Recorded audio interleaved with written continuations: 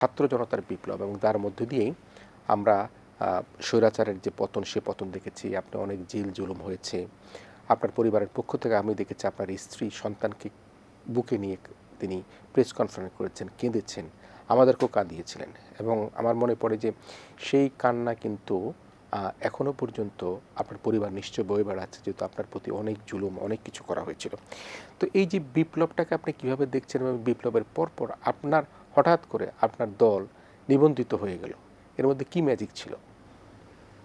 আপনাকে ধন্যবাদ জানাচ্ছি এবং আমাদের সহ আলোচক, আমাদের ইউনিভার্সিটিরই বন্ধু সহযোদ্ধা, আন্দোলনের সারথী, জাতীয় ছাত্রদল সভাপতি রাকিব ভাই সহ দর্শক যারা, তাদেরকেও শুভেচ্ছা জানাচ্ছি। প্রথমে 5ই আগস্টের এই বিপ্লব বা গণ অভ্যুত্থান, এটা নিয়ে আমাদের একটা কমন ন্যারেটিভ থাকা দরকার আসলে। কিন্তু আমি জানি না, বিশেষ করে যারা এই সময় নেতৃত্বে অগ্রভাগী ছিল তাদের দিক থেকে এটাকে কি জুলাই অভ্যুত্থান, না অগস্ট অভ্যুত্থান, না জুলাই আগস্ট, না জুলাই 36, কি নামে এটাকে অভিহিত করে এই ন্যারেটিভটাকে ইস্টাবলিশ করা হয়, সেটা এখন পর্যন্ত হয় নাই। এইটা দায়িত্বশীল বা নেতৃত্ব পর্যায়ে তাদের একটু চিন্তা করা উচিত। সেকেন্ড হচ্ছে যে 5ই আগস্টের এই আন্দোলনের, এই গণঅভ্যুত্থান এবং এই আন্দোলনের ক্ষেত্রে ছাত্র জনতা একটা জেনারেল ট্রাম্পকে খুব ব্র্যাকেট বন্দী করে এটাকে একটা গ্লোরিফাই করারও চেষ্টা করা হচ্ছে। পাশাপাশি সেখানে অন্যদের আপনার কন্ট্রিবিউশনকে আমি দেখতে পাচ্ছি যে এক্সক্লুড করার একটা বয়ান আমি দেখতে পাচ্ছি।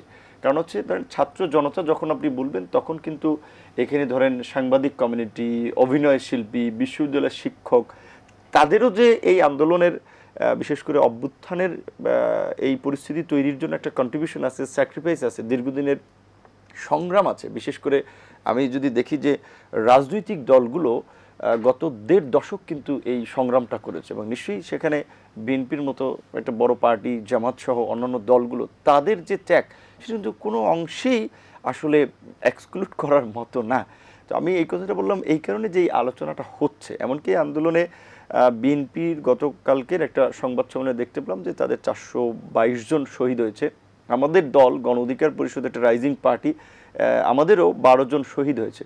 তো এই যে শহীদের সংখ্যায় রাজনৈতিক দলের নেতাকর্মীরা, এবং এই আন্দোলনটা সত্যিকার হচ্ছে যে জায়গায় জায়গায় ডিফেন্স হয়েছে বা রেজিস্ট্যান্স হয়েছে, এটি কিন্তু কমন পিপল এত রেজিস্ট্যান্স করার পলিসি প্রক্রিয়া কিন্তু তাদের আসলে স্বাভাবিকভাবেই সাহস করা বা এই ক্ষেত্রে রেজিস্ট্যান্স করার রাজনৈতিক সহায়তা ছাড়া এটা একটা অসম্ভব ব্যাপার হয়ে দাঁড়ায়। সেই দিক থেকে আমি যেটা বলবো যে এই অভ্যুত্থানে যে ছাত্র জনতা, নাগরিক, রাজনৈতিক দল সকলের যে একটা সম্মিলিত ভূমিকা, তার ফলেই কিন্তু এই বিপ্লবটা সম্ভব হয়েছে। ধরেন আমাদের এই ছাত্রদের এই 2018 সালে এই আন্দোলনটা আমরা পাইওনিয়ার ছিলাম, আমরা সে সময় শুরু করেছিলাম। সেই আন্দোলনের পরপরই আমাদের দাবি সে সময় মোটামুটি সফল হয়েছিল। প্রথম দ্বিতীয় শ্রেণীর চাকরিতে কোটা বাতিল করা হয়েছিল। 18 সালের পরে 19 সালে ডাকসু নির্বাচন হলো। আমরা ডাকসু নির্বাচনের পরপর রাজনীতি করা আমরা শুরু করেছি। 18 সালে একই বছর নিরাপদ সড়ক আন্দোলন তৈরি হয়েছিল। এই যে একটা বিপ্লবী প্রতিবাদী তারুণ্যের যে উত্থান 18 সালে, এই তরুণরাই কিন্তু এই সময় নেতৃত্ব দিয়েছে। যারাই নেতৃত্ব পর্যায়ে ছিল, যেমন যারা নেতৃত্ব পর্যায়ে ছিল অনেকে একেবারেই আমার সাথে ডিরেক্টলি কাজ করেছে। আমাদের যে 2 জন উপদেষ্টা, নাহিদ তো আমার প্যানেলে ডাকসুতে সংস্কৃতি সম্পাদক পদে নির্বাচন করেছে, আসিফ যে শ্রম আপনার এবং ওই যে যুবক্রিয়া উপদেষ্টা, সে আমাদের ছাত্র সংগঠন ছাত্র অধিকার বিশ্ববিদ্যালয়ের সভাপতি ছিল। অনেক নেতারাই ছাত্র অধিকার পরিষদের সাথে সরাসরি সংশ্লিষ্ট ছিল। কিন্তু এই আন্দোলনকে সংগঠিত করার জন্য এই যে এখানে রাকিব ভাই আছে, আমরা তাদের সাথে বলেছি যে এখানে ওদেরকে সব ধরনের সাপোর্ট দিতে হবে। শিবিরের সাথে যোগাযোগ করেছি। বিএনপির নেতা ভারতে থেকেছেন সালাউদ্দিন সাহেব, ফাইন্যান্সিয়াল, টেকনিক্যাল অনেক সাপোর্ট করেছেন।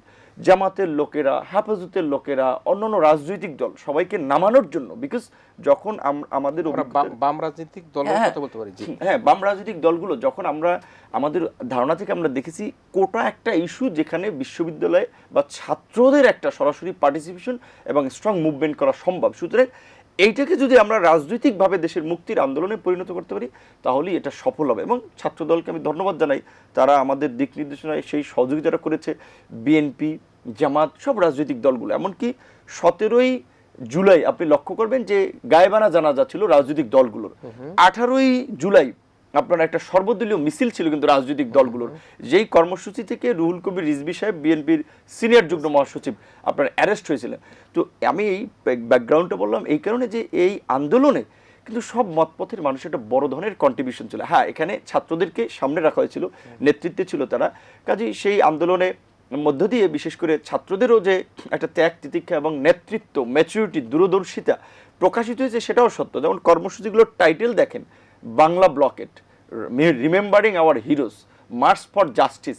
তো ছাত্রদেরও কিন্তু একটা দূরদর্শিতা, ম্যাচুরিটি, সৃজনশীলতাও কিন্তু প্রকাশ পেয়েছে। প্রথম যেটা শুনুন, আমি কে তুমি কে, রাজাকার রাজাকার, এই যে শব্দগুলো, এখানে একটু ইন্টারেস্টিং বিষয় শুনেন। এখন আমরা তো এই সোসাইটিতে আপনিও ছিলেন এবং আপনার টেলিভিশন প্রোগ্রাম, ডিবেট প্রোগ্রাম, অনেক এজেন্সির ফোন পেয়েছেন, অনেক প্রোগ্রামের টাইটেল চেঞ্জ করতেছে, গেস্ট চেঞ্জ করতেছে। তো যখন ছাত্ররা বলল এই বিশ্ববিদ্যালয় থেকে প্রধানমন্ত্রীর কথায় প্রতিবাদ করে যে তুমি কে আমি কে, রাজাকার রাজাকার, তখন আমাদের কাছে মনে হচ্ছিল আচ্ছা এটা আওয়ামী লীগের যে শক্তি, মিডিয়া, সাংস্কৃতিক কর্মী, তারা এটাকে অন্যদিকে নিয়ে যাবে। তখন আমরা বললাম যে তাহলে আমাদের বয়ানটা হবে তুমি কে আমি কে, রাজাকার রাজাকার, কে বলেছে কে বলেছে, স্বৈরাচার স্বৈরাচার। দ্যাট মিনস যে শেখ হাসিনা যে স্বৈরাচার, এই সাহসী উচ্চারণটা আমরা তখন আবার ছড়িয়ে দেওয়ার জন্য সবাইকে এই লাইনে আমরা পার্সু করেছি। তো এই সকলের সম্মিলিত প্রচেষ্টার মধ্যে দিয়ে একটা অভ্যুত্থান এবং সফল অভ্যুত্থান, গোটা দেশবাসী মুক্তি পেয়েছে। এখন আমাদের সামনে এসে দাঁড়িয়েছে যে আগামীর বাংলাদেশ আমাদের সকলের কাঙ্ক্ষিতভাবে গড়ে তোলা। যেটা আপনি বলেছিলেন যে আন্দোলন করতে গিয়ে আমি যেমন নির্যাতিত হয়েছি, নিষ্পেষিত হয়েছি, আমার ওয়াইফের কান্নাটা আমার পরিচয়ের কারণে মিডিয়া এসেছে, আমার বাচ্চার হয়তো একটা বিমর্ষ ছবি মিডিয়ায় প্রকাশ পেয়েছে, কিন্তু আমি রিমান্ডে দেখেছি, জেলখানায় দেখেছি আমার চেয়েও অনেকে নির্মম কষ্ট, নির্যাতন সহ্য করেছে। ছাত্রদের এক ছেলেকে হাত ভেঙে ফেলেছে মার দিয়ে, অনেক ছেলেকে আপনার পায়ের নখ তুলে ফেলেছে, আপনার টর্চার করে শারীরিকভাবে পঙ্গু করে দিয়েছে। তারা কিন্তু পরিচিতি নাই, তাদের সোশ্যালি অত সাউন্ড না, যেই কারণে কিন্তু তাদের বিষয়টা মিডিয়ায় আসে নাই। তো এই জন্য আমি বলছি যে আজকের এই আন্দোলনে যেমন এই জুলাই আগস্টের শহীদদেরকে আমরা স্মরণ করব, তাদের প্রতি সম্মান জানাবো, একই সাথে গত ১.৫ দশকের এই ফ্যাসিবাদ বিরোধী লড়াইয়ের রাজনৈতিক কর্মী থেকে শুরু করে সাংবাদিক, শিক্ষক যারাই নিহত হয়েছেন তাদেরকেও আমাদের শ্রদ্ধা জানাতে হবে এবং আহত হয়ে যারা এখন পঙ্গুত্ব বরণ করেছেন তাদেরকেও আমাদেরকে সহযোগিতা করতে হবে।